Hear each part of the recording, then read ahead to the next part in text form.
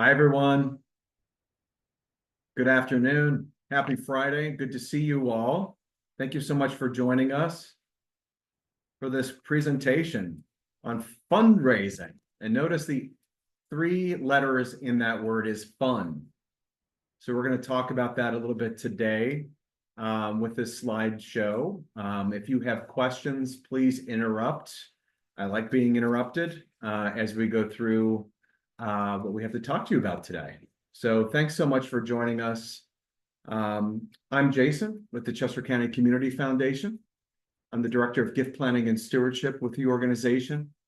I've been in the fundraising business about 17 years and have really enjoyed it over these last years, kind of understanding, really what motivates and moves people in thinking about contributing to a nonprofit, and then also legacy. What kind of legacy do people really want to leave for an organization? And how does the family sort of become involved in that legacy conversation? So it's been fun. I hope you guys have enjoyed your fundraising experience with your respective roles and organizations.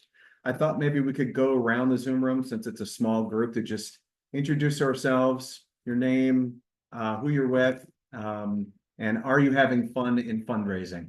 Go ahead.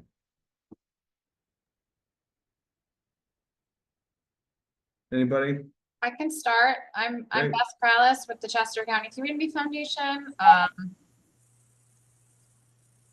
I'm helping with 250. My fundraising experience, I'm kind of learning from Jason and learning with you guys here today. And I would pass it on to Laura.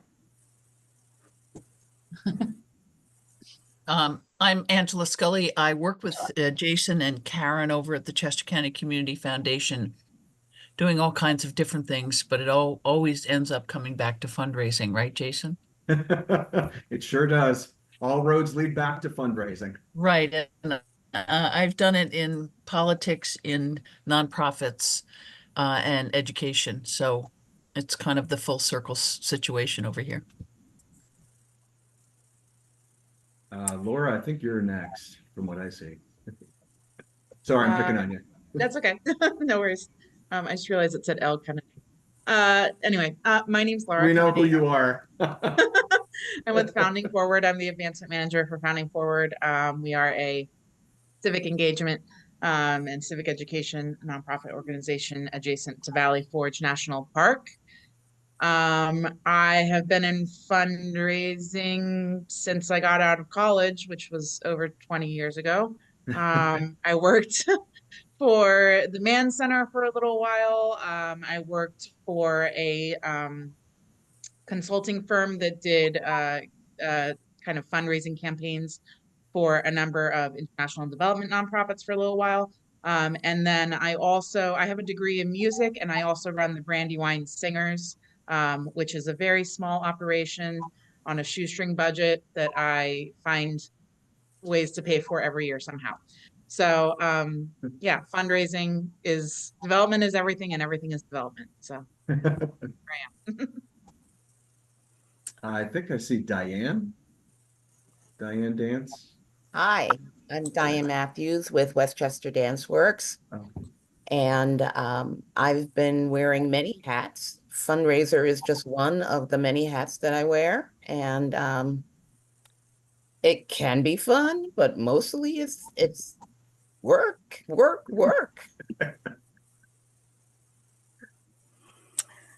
Oh, I guess I'll be next. I'm Renee Washington, and I'm with the Westchester branch of the NAACP. And I also work at the Charles A. Melton Arts and Education Center. So I wear many hats too, like Miss Diane. And don't do too much with fundraising. I try to leave that for other people, but I know it's needed, and I'm here to learn. Good. And I think we have Jason Lang. Another Jason on the call? Yep, good first name. I like it. So I'm Jason Lang. I'm with East Goshen Township. I'm the Parks and Rec director here. And so, I do special events and community events and health and wellness and community development and all that good stuff. And in terms of Chester County 250, I also manage our blacksmith shop, which is a heritage site. So just on here to learn some more about fundraising. You know, we work with a small nonprofit here, which raised a little bit of money for our special events, but nothing with major gift fundraising. So that the topic definitely piqued my interest. Great, great. And I think I see Debbie joining us as well. Hi, Debbie. Just let us know your name and who you're with, and are you having fun in fundraising? Oh, I think you're on mute there, Debbie. My name is Debbie Burston. I'm here representing Kennett Underground Railroad Center. Excellent. Thank you. Sure. Jim Bazala, I think you just joined us as well. Do you want to let us know who you're with, and are you having fun in fundraising? I think you're on mute there, Jim.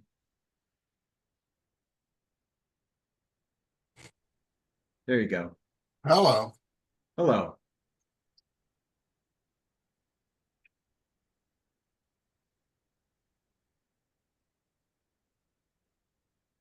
Jim, what's the organization that you represent today? Chester County Historic Preservation Network. Excellent. Excellent. And then I believe we have a Jenny Livingston on the call. Yeah, who is that fellow, right? Jason? Good afternoon, everyone. My name is Jenny Livingston. I'm also here with the Chester County Community Foundation as an outreach officer. They didn't really trust me with the fundraising initiatives quite yet because Angela and Jason are the experts. So in light of them, I'm pale in comparison. But thank you for welcoming me on the call. I'm interested to hear from Jason and the rest of you as well. Great, great. Thank you all. Good to see you. So let's dive in. So this presentation today is going to really help you kind of understand what major gifts are in the fundraising kind of practice. And I'm pleased to share with you some tips. And looking at this agenda, if you haven't heard right now, the agenda item number 1 we'll talk about is America 250 Chester County. We'll give an overview of that. I think we all know that, you know, there's a certain birthday or semi-quincentennial anniversary coming up, and you know, I feel like it's here already in another year. Number 2, we're going to give you some keys to major gift fundraising, some success there in terms of what you can do to adopt it in your fundraising practice and what you're doing with your organizations. We're going to give you kind of like some tools in terms of the fundraising roles, sort of like your role as a fundraiser for your organization, serving as an ambassador to steward your donors. Number 4, we're going to talk about the psychology of giving, who gives and why, and the 7 faces of philanthropy. And really remember, if it's one thing you take away, the top thing you should say to whomever you're speaking with, or just leaving the meeting today, it is about relationships. It's not about being transactional. It's not about accepting a gift and saying thank you and being done. It is establishing a relationship with someone that will hopefully last a lifetime and provide some meaning for that person, for that donor, and yourself and your organization. Please know that it's relational, not transactional. We're going to give you a few talking points just so you can adopt in terms of, you know, having a cultivation meeting. What does even a cultivation meeting mean? Fundraising. We'll be able to provide that to you. And the solicitation and ask. This is about like 90% where people hit the stop button and say, no way, I am not going to ask for money. You can get past the fear or that imposter syndrome that tells you that you can't do this. I know in my experience, I landed in fundraising almost 18 years ago and had that fear, but you can get past it. And I'm going to share with you a little bit about how to do that. And then number 6 are some attachments. Here are some samples that you could adopt, basically helping you with your fundraising efforts, from a overall cover letter to a case statement, to really kind of a fundraising development plan. A development plan is something that kind of maps out what you're going to do for the next year. So it's good to have things in writing. So when you're working with your executive director or your staff or vice versa, you have a roadmap there. So this is the agenda for today. So I don't think I have to tell you all, but I think 250 is coming. Did I say 250 is coming? I'm sorry. 250 is coming and it's here. And it's a delight to work with my colleagues on this initiative. It's very special. It's very special, especially in Chester County, since we were really a hub of a lot of activity, historically speaking, from way back in 1776 and even further. So the semi-quincentennial anniversary of our great country is coming, July 4th, in 2026. This is the team that works together on the initiative locally here in Chester County. There was a national effort for 250 that was started probably a good 10 years ago now. And then in Pennsylvania, the initiative started with the Commonwealth about the same time, maybe even a little less. And then, of course, in Chester County, the initiative started to start planning for the semi-quincentennial just about 3-4 years ago now. The Chester County Community Foundation is a fiscal agent and program manager for the Chester County 250 initiative in partnership with the Chester County government and the Chester County Regional Planning Commission. So we're all kind of working together in sort of advancing and making people aware in our great county, the celebration that's happening and what it attempts to do. These are our mission and aims. The Chester County Commission or Chester County America 250 mission is to inspire and engage all communities in commemoration of America's founding and connect Chester County's stories to the nation's past, as I referenced, present, and then the future of really what our goals as a country, how it aligns with our county and even regionally across the U.S. These are our aims, which I think we all kind of have seen before. It's really to encounter the many ways in which Chester County participated and influenced in our nation's founding, and then elevate, and I think that's a good key word, elevate everyone's understanding of our continued journey to build a more perfect union. So we the people, really it's our core values and our framework. It's talking about the power of place, the American experiment in unfinished revolutions by and for we the people. So you're looking here at these colorful circles. This is really drawn from the Chester County Heritage Tourism Plan 2024. So you'll see that there's events taking place and sites that are very historic and important to our nation's founding, and really outreach and education. It's where 250 kind of aligns. These three circles align with the 250 initiative. It's the power of place, the agricultural bounty in Western Chester County and Southern Chester County, to the iron and steel industry in Coatesville and Phoenixville areas, the Philadelphia campaign, those historic areas that are kind of in the Battle of Brandywine and the Paoli battlefield and the Battle of the Clouds, those important battles that happened along with the area of Valley Forge. And then the path to freedom, the Underground Railroad in Kennett Square, that region, the Harriet Tubman Byway that's existing now in our great county, and the rich history there to the path to freedom. So this cohesion of our county in these areas is really key to 250 and our decision to move forward to help it grow. I mentioned the overlays here, the different areas of our county that are really kind of historic and are very important. The circles here, the dots, represent basically the heritage sites. It's amazing to see all of these heritage sites across the map of Chester County. It really shows how important our county really is regionally and in the U.S. nationally on our many different historical fronts. You'll see some heritage centers, the HCs that are existing in terms of people coming to these heritage centers. They basically resemble small cottages that provides a chock full of information, inspiring stories, signage that talk about the site. So the attempt here is to really kind of sync a lot of these historic sites together and combine them with a lot of local tourism, local community venues to really create a syncing historical map as time moves on.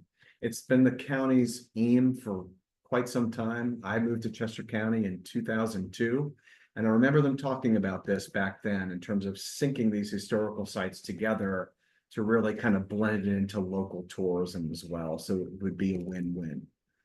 So that's really what Chester County 250 is sort of attempting and doing as we move forward. There's several projects that we're aiming to gain funding for and help with fundraising efforts. Hence why we're having this call today to help you in your various roles, either strengthen your skill set or help you get past the fear of asking for fundraising, donations, major gifts, what have you. You know, I think as a 30,000-foot view here as American citizens, it's really about we the people, as I mentioned. It's our citizenship and our rights, the freedom to express ourselves, you know, the freedom to worship as we wish, to prompt fair trial by jury, right to vote in elections for public officials, as we just did last week, the right to apply for federal employment, now requiring U.S. citizenship. I won't go into all of these, but these are our rights as citizens. And the responsibilities as our citizens is to support and defend the Constitution and stay informed about issues affecting our community and participate in the democratic process. You know, it really is humbling as you see this here, you know, as our roles as citizens in this country. So it's humbling. I mean, I personally feel. So those U.S. citizenship rights, our rights and responsibilities as citizens, really are drawn into the power of place and the American experiment and unfinished revolutions. This is more of a 30,000-foot view, but it's really interesting when you start talking about this existentially.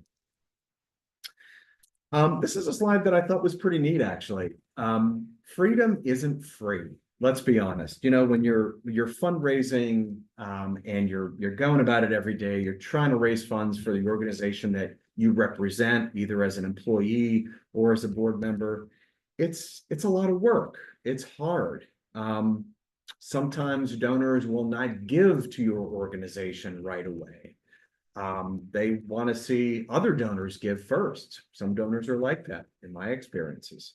So just like this founding father here, Robert Morris, and just like what he did, he sort of, you know, like our Revolutionary War, he financed and fundraised to help our troops fight against the British. So, you know, there's lots of excitement surrounding the 250th anniversary of our nation throughout 2026. Yes, let's acknowledge there is some divisiveness and, you know, some political apprehension, and perhaps there is some hesitance from a donor or donors that, you know, they may not want to support an initiative that you're doing because of, you know, perhaps it's being perceived as a political tie-in. But, you know that the time to start is now. It's really talking about, you know, asking donors to commit to your cause. And just like Mr. Morris did way back in 1775. It's an interesting parallel in terms of what he did to finance the war and our efforts to fundraise, whether it's through our organizations or through the Chester County 250 initiative. So here we go. I want to talk to you a little bit about a trend. So if anything with fundraising, I think this is a good trend to follow every year. It's every June. This is a national outfit called Giving USA, and it's in partnership with the Lilly Family School of Philanthropy, Indiana University. They come up with the State of American Giving from the previous year. So this past June, they released the report, and this is sort of highlights in terms of how it's going with American giving. So it reports on 2023 in terms of giving. So you may say, wow, nationally, Americans gave $557 billion to nonprofit organizations in our great country. Not too shabby, right? Yeah, not too shabby. Americans by far are very generous. And really, if you go back to the 1770s, Mr. Morris as well, it really goes to our roots as a country where we're helping causes get better and stronger through monetary support. It goes back to our sort of creating a civil society back in the 1770s. So there's an interesting parallel with our great country and our history with American giving. I do want to say though, and I don't want to be Danny Downer here, but inflation was something that we all heard in the headlines in 2023. Thankfully, it's sort of, kind of being kept at bay, and it's at where a lot of financial experts at the Federal Reserve are trying to get it to. But inflation had a little bit of a bite in terms of that 557 billion. It actually declined by 2.1%. I'm not all doom and gloom, though. I do want to say that recent studies that have just come out within the past couple of weeks have said that giving is anticipated to go up in 2024 and in 2025. Primarily, they're saying that the financial markets are going to stabilize and be good. And of course, people are going to have wage increases. Let's hope that they're right in terms of American giving, and hopefully this 557 billion will be even more than it was in 2023. I do want to share with you a little bit about where the donations came from. 67% by individuals. I've been looking at this Giving USA report for the last 8 years. Always the first thing are giving by individuals. But I do have to caution you about that. This report goes back several years, but in 2013, American giving was by individuals was up by 73%. So it has dropped, even though it said it grew by 1.6% from the previous year, it's dropped over the last 10 years from 73%. Why is that? Well, I'm going to tell you why. Because a lot of organizations are going back to major donors and asking them for a major gift. Major gifts are defined as whether, depending on the size of your nonprofit and age of your nonprofit. If you're a younger nonprofit, it could be $1,000. That's your major gift. If you're a more established nonprofit, it could be 5, 10, 15, maybe even 50,000, where you define a major gift as, being major, substantive. But it looks like the major donors that are being asked to support the cause every year is eroding. So that's why you're seeing a stark difference between 73% and 67%. So I am asking you this, I'm telling you this because, and I said I wouldn't deep dive here. Focus on your mid-level donors. If you have a more established fundraising program, focus on the mid-level donors who are giving you $100 to $500 and engage them over time and then ask them for a larger gift as time goes on. That's your pipeline to kind of take it easy on your major donors and let them kind of breathe and give them some room to think about what they want to do next for your organization. So I do want to give you that important point. Where did the donations go? It seems like every year the religious organizations are always at the top. However, if you look at a larger trend, religious giving is actually going down too. Again, I'm not being Danny Downer, but if you're sort of a religious organization and you're looking for fundraising, be mindful that over the last 10 years, affluent households are not giving to religious organizations as much as they once did. So this may show you that it's a good, healthy picture, but remember, the devil's in the details. But remember that there's trends and movements here that are at play. So I hope this gives you a larger picture in terms of American giving, but by far we're just really generous to our causes and our society. So here's some keys to major gifts. Major gifts raise higher levels of resources with less upfront costs. We focus on major gifts. Volunteers are key intermediaries to reach and engage donors. And there are multiple roles for the volunteers. Volunteers, by the way, what I mean is board members, others in your organization who can serve as maybe an ambassador, a researcher, a cultivator, an asker, basically asking for a donation, and maybe a steward. Major gifts do require face-to-face cultivation and asking. Cultivation is sort of like part of the fundraising process, right? Where you cultivate or engage somebody to make a gift to your organization, hopefully a major gift.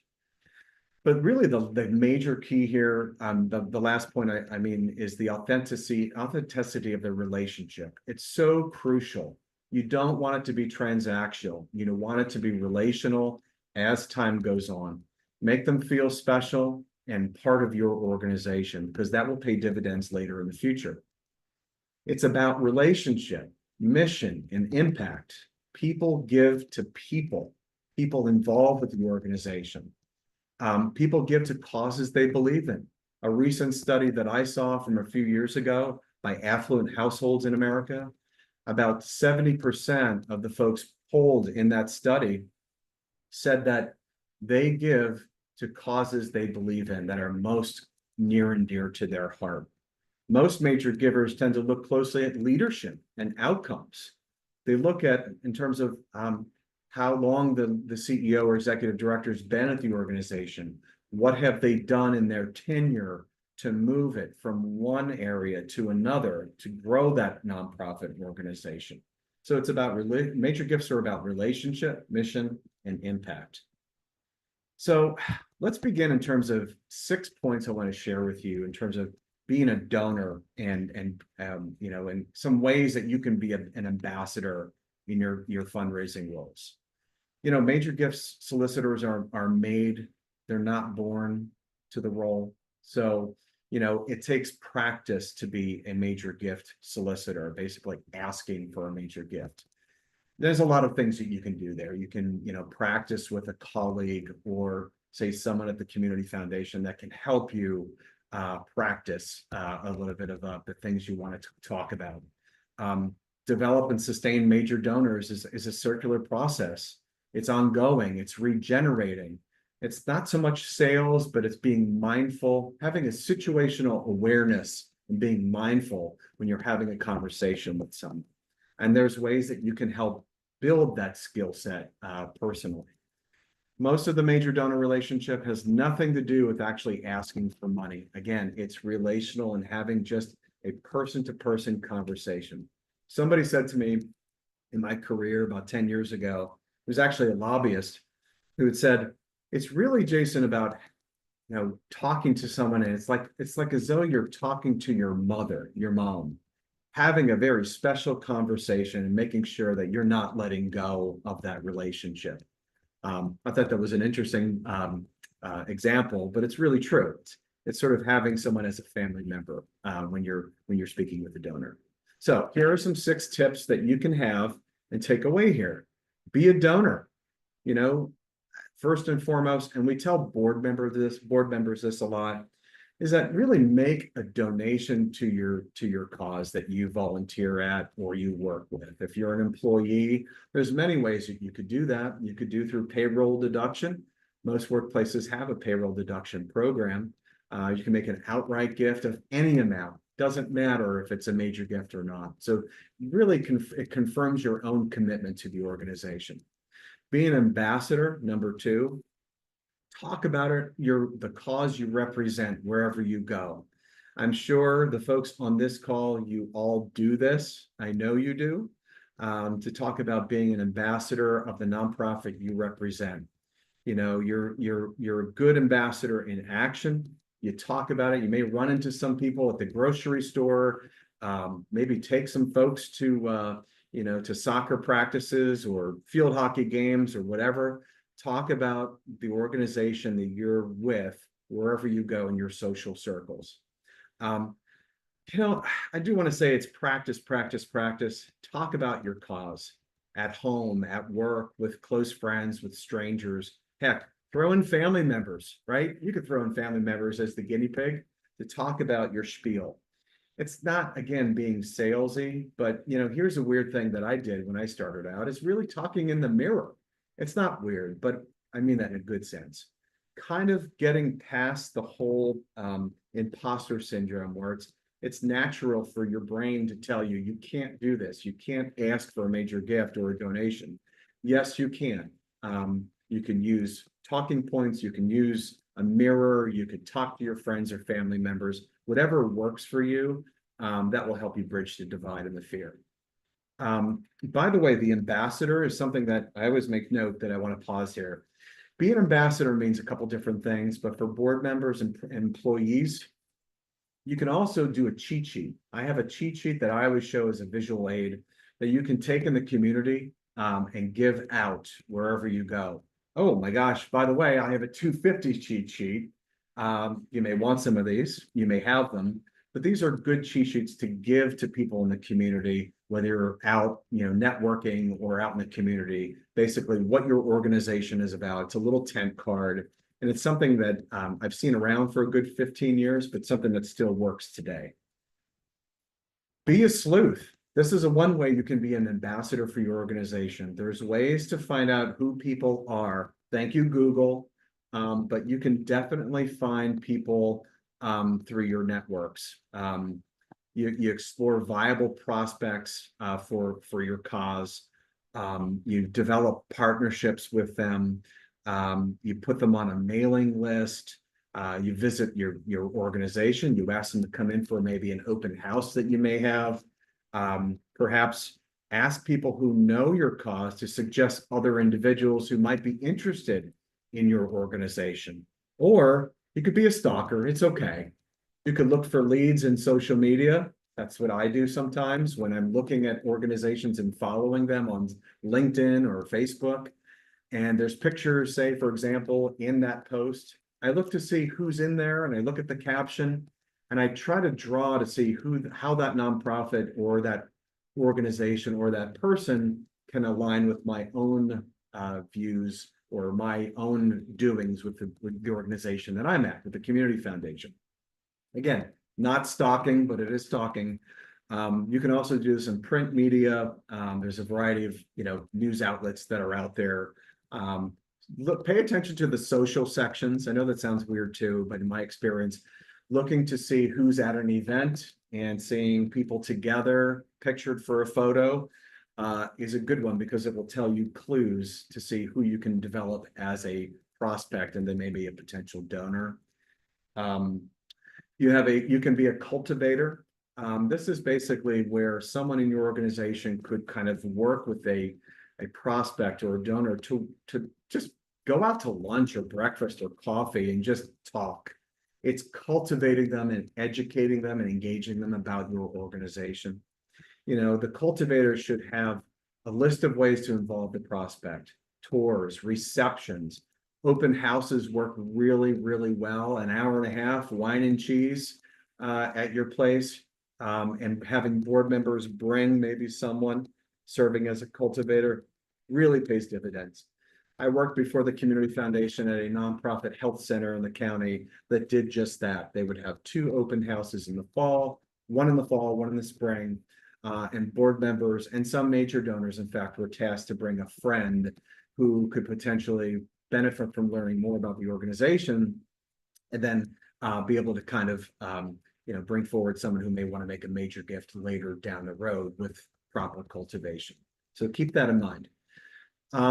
The organization or you can create a confidential prospect file. This is basically just a one-pager that shows important clues about who that person is and how it aligns to your mission, including how to bring up and talk about major gifts. And number 5 is really important too. It's being a solicitor. Again, you weren't born to do this, but there are ways you can do this. You can ask a prospect face-to-face for a gift. Practice helps, as I mentioned. You want to do it in front of the mirror, that's fine. Don't think it's weird. Number 6 is very, very, very, very important. I think it's probably number 1, but in my view, the most important out of 6. It's being a steward. So if someone makes a donation to your organization, do you just go transactionally and send them an acknowledgement letter or a note saying thank you for your gift and be done? Are you making sure that you're engaging that donor in time over the year so they can renew their donation, or in fact, heck, make a larger donation to your cause or ask them for a larger gift. Stewardship and engagement go together. It's really the last point in the fundraising process when you're, the donor or prospect is asked or cultivated, solicited through various means, either face-to-face or through a letter or what have you. And then, of course, that final step is stewardship. So stewarding your donor, making sure they feel like they are really close to your organization. White gloving is another thing that I say, because they can easily just say, hey, I never heard from that nonprofit, so I'm not going to make my gift this year, or I'm not going to include them in my will with working with my estate attorney for a planned gift. So remember, stewardship is something that is part of the overall fundraising process for major gifts, planned gifts, heck, even annual donations of $25, $50. How are you stewarding those donors? Very important. Okay, and here's another fun thing that I want to share with you. These are the 7 faces of philanthropy. It was from a sort of a study that was done by Karen Feil and Russ Prince. These were known, and still are, known philanthropic experts that came up with a book called The 7 Faces of Philanthropy back in 1994, but still relevant today. If you were, do me a favor and just picture someone who is a prospect of yours or a donor, okay? Give you 1 second. So as you have that person in mind, or persons, think about these 7 faces of philanthropy. Where do you see these donors' faces? Where do you see your own face in your alignment with the organization that you represent? Is it the communitarian? Is it Fred Rogers?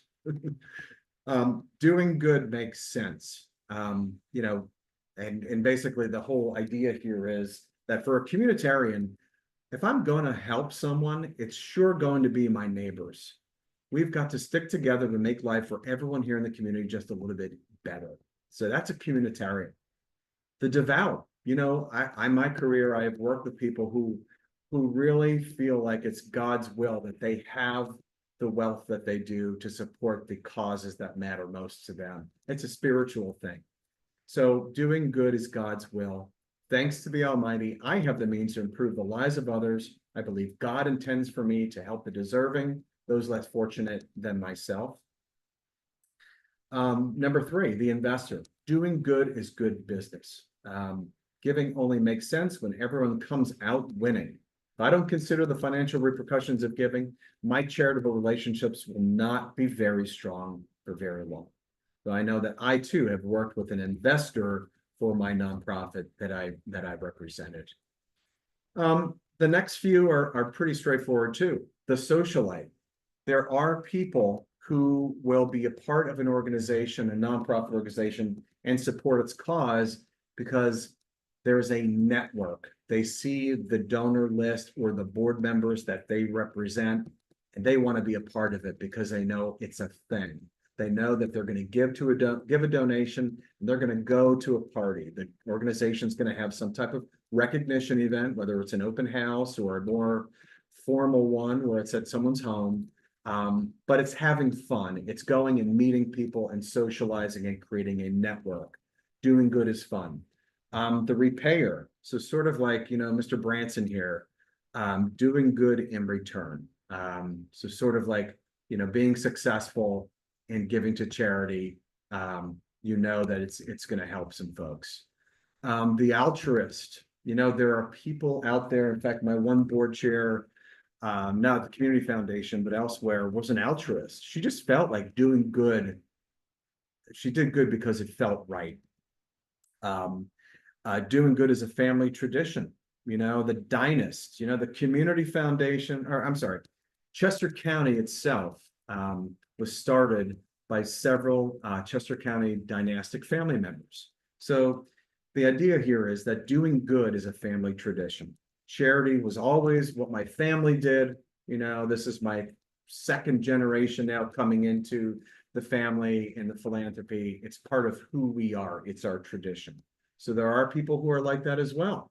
where they're giving to charities and it's part of their family tradition. So think about how you are in these 7 phases of philanthropy too, as ambassadors to your organization, and the board members and the donors who are part of your organization, or prospects, people who you want to ask for a donation.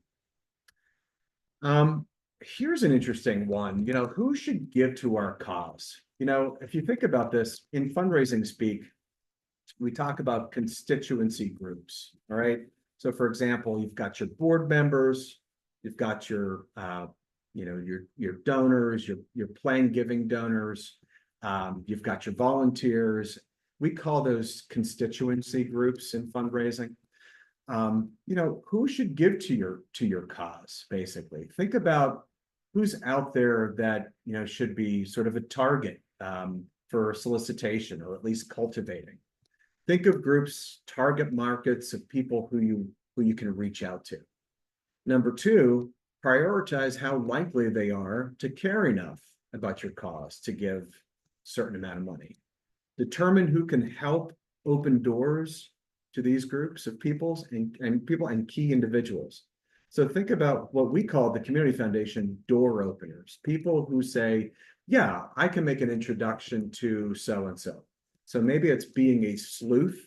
We talked about that just a little while ago, sleuthing to see if there's somebody that can open a door to a conversation to then have an ask for a donation to support your cause. Okay, so using this visual here, who are really the most likely to give, who are somewhat, so put them in this area, and then maybe least likely to give, put them there too. And then just kind of map it out in terms of who you're going to kind of target and ask for a donation over time. So prioritizing fund needs and clarify the case for donating. It's important in your fundraising to, when you're meeting with someone, to have a case statement. Fundraising speak, that's basically what we define it as, but it's basically information about what you can leave the donor or prospect when your meeting is done.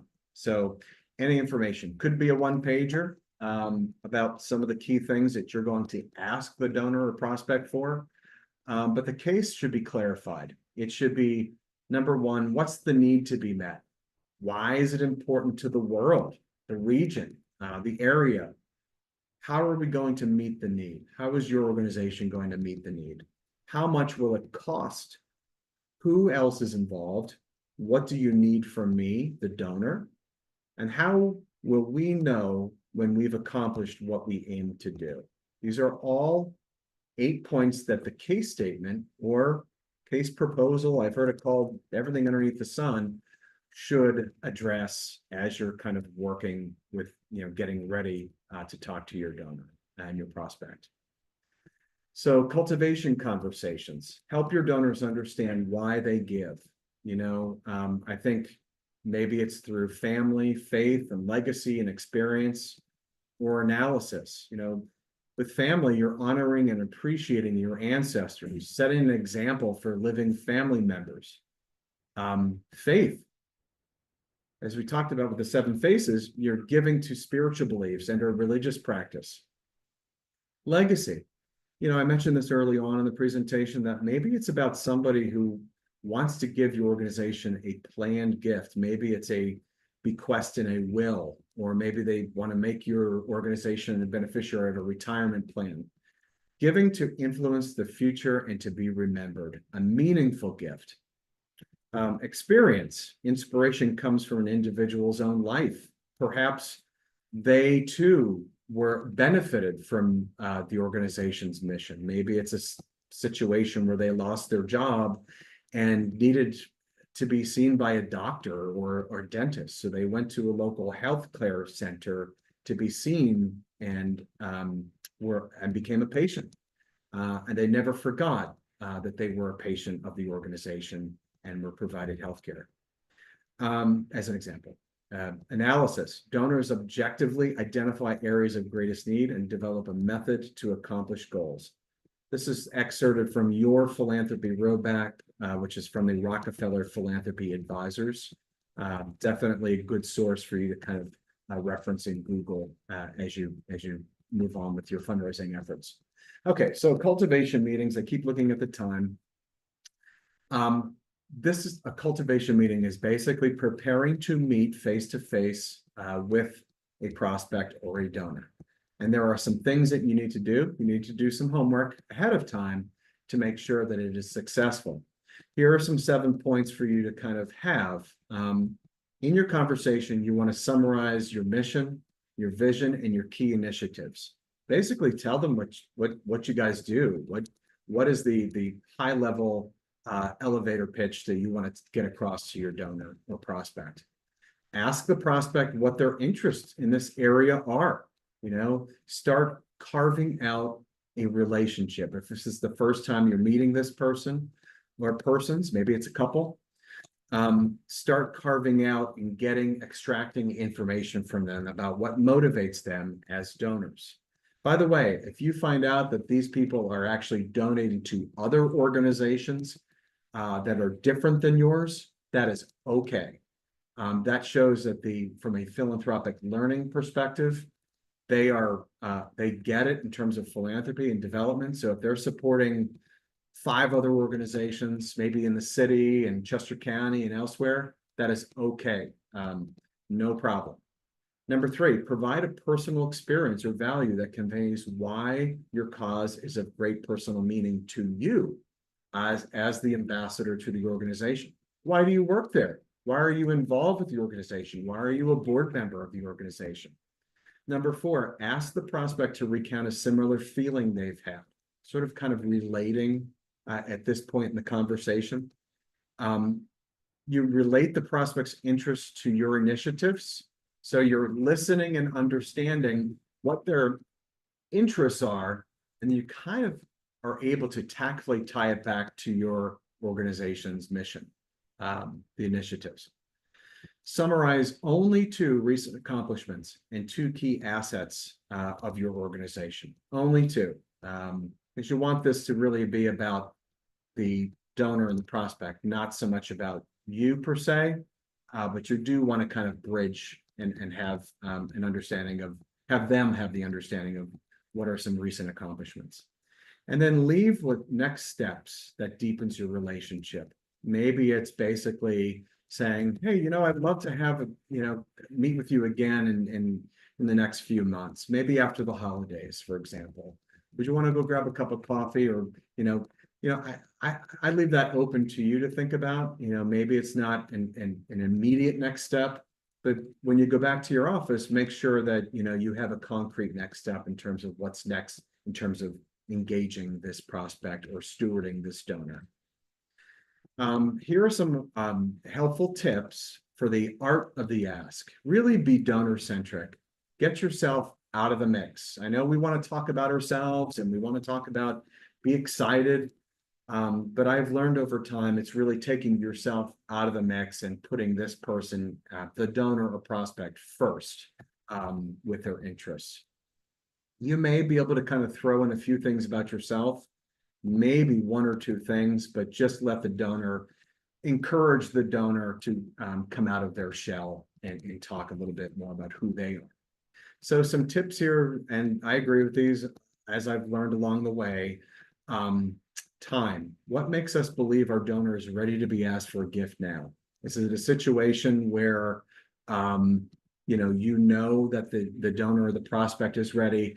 Is it a situation where the donor is up for renew for your organization, basically ready to renew their gift, which happens now? By the way, 30% of fundraising is happening right now in this year-end season of giving. So is it time for the donor to be asked now for a gift?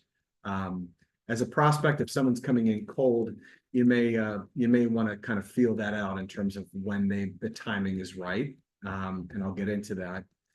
The place, always a good place. I mean, in terms of if they're a foodie, if they're a coffee drinker, or if they're not there, if they're a tea drinker, go with them and try to feel them out in terms of where they would be most comfortable. Is it lunch at a local restaurant?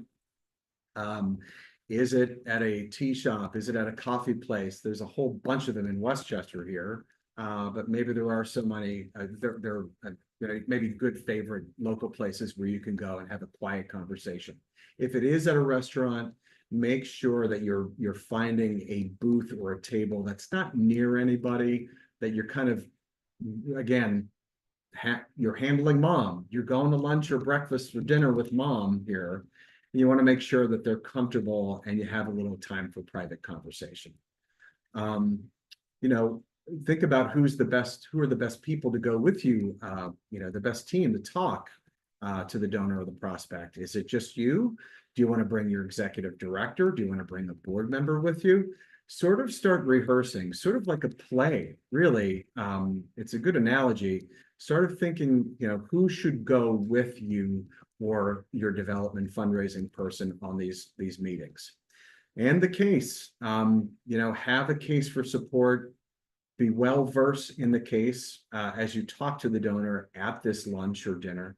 And by the way, I meant to say at place, it could be even at the person's home. I've had meetings with someone at their home. Heck, I've even had a virtual meeting with somebody, preferably be in person in terms of asking, but be mindful that it's got to be a safe place and private place as well.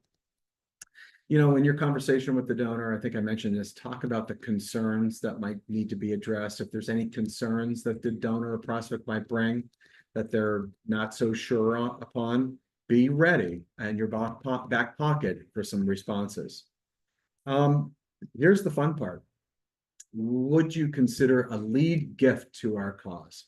A lead gift can be defined as really anything for a small nonprofit or a major gift, but it's really a major gift.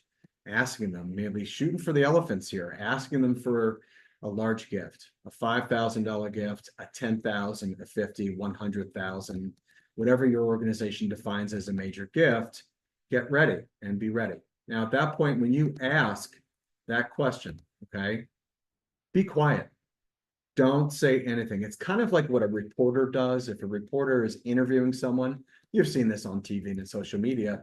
They're asking someone and interviewing them. They have the mic right up front in terms of, when they ask a question, they leave the mic there on purpose to see if they would say something else that would be recorded on video, recorded in some way. But just be quiet. Be that reporter that's leaving the mic. Don't drop the mic just yet. Leave the mic there in front of them, and they're going to give you a variety of responses. No, maybe, not yet. Yes, if the donor agrees to your commitment, be grateful. Be grateful. Be humble, and make sure that you are coming across that way. And I mean that respectfully, but some folks just go, "Oh, great."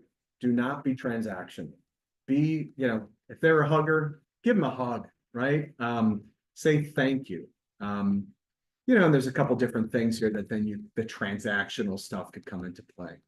Thank you so much. Big hug, big kiss, pledge note to sign, pre-addressed, have those things ready in, say, a folder and materials that you can give to the donor along with your case. All right. So those are some helpful tips that I hope you can take with you in some level as you work with your respective organizations. Here's some keys to successful individual donor fundraising. It's compelling purpose, case for support, specific goals, a solid plan, and meaningful impact. That will get you a compelling purpose. Meaningful cultivation and relationship development. Make sure that you're dedicated to this, that you have a leadership that's determined to help you, promote engagement and ownership. Make sure you own this. Understand donors' motivations, evidence of other support, opportunities for recognition and anonymity, if so desired. There may be a situation where a donor may be interested in a recognition opportunity. Some donors are like that, some donors are not. But some people may just want to fly underneath the radar screen. I work with a few advisors of funds here who have told me, Jason, I am getting solicited like crazy. I have seen the stack, by the way, of solicitations in the mail. They just want to go off the grid and off the radar screen and be private with their grant making for whatever reasons. So honor that anonymity that could be there. Know that, that there's avenues for involvement and meaningful participation. You may not get a response right away from a donor. If I go back here for a second, they say maybe, not yet. It's almost like that movie Cable Guy. If you saw Jim Carrey, anyway. But anyway, what I'm saying is the door's open there to a potential gift. And if they say no, respect that and don't be sort of caught off guard there. Know that, going into this meeting and you're going to say, okay, there is a chance they're going to say no, that I'm not going to support your organization. And be open as to the reason why. If they don't share why when you're pausing there in conversation, then ask them, say, oh, I understand. Thank you for sharing that. Would you mind telling me why you're not interested in making a gift at this time? So sort of practice that as you go along. I know that we're getting towards time here. Oh my gosh, it's 1:01 already. Sorry. Yes, Here's the- Jason, I yeah. just want to make sure if anyone has questions, you could type them Yeah. in the chat and I will interrupt you, Jason, or Okay. you can interrupt Jason if he is okay with that too. Yeah. And here's the America 250 Chester County timeline. This is where we are with our initiative that we're doing with fundraising goals. It's coming up. I keep hearing that Chester County 250 is coming. And here it is in terms of what we're doing as a team with our fundraising. Here's a sample letter in terms of what you can use. This is what sort of we've done, in getting people to open doors for us with some of the folks we're involved with our fundraising initiatives. We make it fun, we make it exciting, so be sure you're using exciting language. By the way, you'll have these slides available so you can look at it.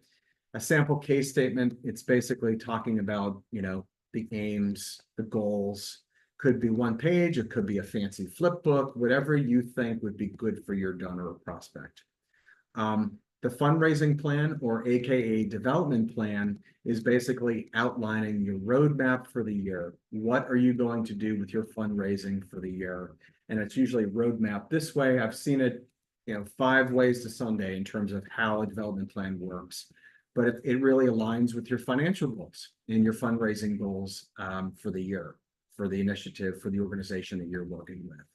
And then I've seen some development plans break out the number of donations. Again, hopefully you're using a database to record gifts in your respective organizations, and that you're able to kind of look at and do some reporting, analyzing your data information. So key in fundraising in terms of who can give you a larger gift over time.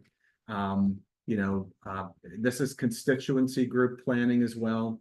So be sure that your development plan has some sort of framework like this with what you can kind of achieve. Again, this is basically some action steps that you can go into in greater detail with your development plan if you so choose. But it's working with your development committee or your advancement committee and getting the development plan started, the committee of your board. Zoom in next week to learn about a couple different things that we're working on from a 250 initiative. And of course, come join us for some fundraising speak again, after the holidays, I believe in January or maybe even February. We're going to talk about some corporate giving and some foundation government grant funding as well. So I'm going to stop there, see if there's any questions, and minimize my screen. So I hope you found it helpful. It's a lot to cover in an hour, but I think it's, some good stuff for you to kind of bridge that fear of anything that you kind of feel like is preventing you from asking for a gift from a donor, whether it's a major gift or an annual gift, what have you. Okay. Any questions? I think there was some stuff in the chat. That was me. I wanted everyone to know that the slides for today's presentation are in the chat, and Emily will also send out an email with the slides and the recording for anyone who might have missed it. Thank you so much, Jason. Anyone have questions? I'll ask a question. Do you have thoughts on indicators for identifying individual donors who would specifically be interested in America 250 projects? Yes, that's I think where the sleuthing comes in. you know, if there are people that sort of are ingrained with a certain, I'd say, organization that's sort of with our 250 initiative, we have about 16 projects that we're looking to seek funding for. If there are people that sort of are part of that organization, we make a note of that, and then we say, wow, let's continue this further and see if they'd be interested in supporting that organization. I just think it's, you know, I hate to say hit or miss, but just kind of, you know, being mindful of who is talking to you and honing in on what their interests are to be able to make the connection. You know, I think there's preservation people out there in the community who may be interested. There's lists. I've even been told that there's the donors that are involved with conservation nonprofits in the county would be good prospects for heritage as well. Because you'd have to sort of, what I would do is in this situation, I would try to get a list of donors from, say, a conservation organization. Not that you're, you know, noodling around, but this is what you're being a sleuth. And then try to see the names of those donors and see if they would match up to what your organization is doing. And maybe bring forward to your board member and say, look, I've identified these people. Would they be interested? Do you know them? Does any of the board members know them, to have a conversation? I think that's what I would do, but I'm learning too as I go here in terms of, you know, matching up people. I think more maybe people living around historic sites that we're seeking funding for, maybe having a conversation there. If they live around a certain battlefield or historic site, get that information, and then see if someone knows them on a larger view and try to have a meeting with them, if it's possible. That's more organic stuff. I think Jason gave you a really good fundraising answer, and I'm not on the day-to-day fundraising side. I'm going to give you a better marketing answer, which like might not apply, but like everyone should be a potential donor to 250. It seems kind of have to connect their interest to like the themes that we've carved out. So like if they're arts and culture donors, then they can come in through that, you know, entry path and connect them to the arts and culture and tourism piece of 250. And if they are preservation, then they can fit in under the preservation side. And if they're, you know, just an individual donor who like has a lot of land and cares about the agriculture side, maybe like there's just a lot of entry points. I think it's so diverse and broad that if you can connect their interest with the piece of 250 that connects to their interest, it could be a really wide pool. But you're probably looking to narrow that pool, so I might have made you have a I'm looking at the pool of our donors that already exists, and I am finding that I have been a little surprised at people who I thought would be like very excited about what we're going to do about 250, who are like, you know, and people who I didn't think were going to be excited are like, well, you know what? That's funny. What is the rhyme or the reason here? Does anybody have I think it's where we are in terms of, you know, our politics in our country right now. There's such the divisiveness that has occurred is affecting that response. I had fund advisors yesterday who work on a fund and pitched the 250 initiative in, you know, several counties, Montgomery, Chester, Delaware, because their fund supports those specific areas. And surprisingly, I was kind of they just were like, man, like, you know, I thought they would say, oh yeah, please send me some information. But they were just kind of like, yeah, what is that? Like, but so do you think, Jason, do you think the best path would be to like let it go with them, or just give them some time to maybe heal and like maybe revisit shortly? It's timing. Yeah, I do, Beth. I think it's timing, and I think it's, you know, now that things are kind of past us and we're moving on here as we get to the 250th, I think it's just timing wise. But yeah, you're right, Laura. I feel like some people are just kind of like the ones who I thought wouldn't be interested. They'd be like, they're like, yeah, tell me more. Interesting.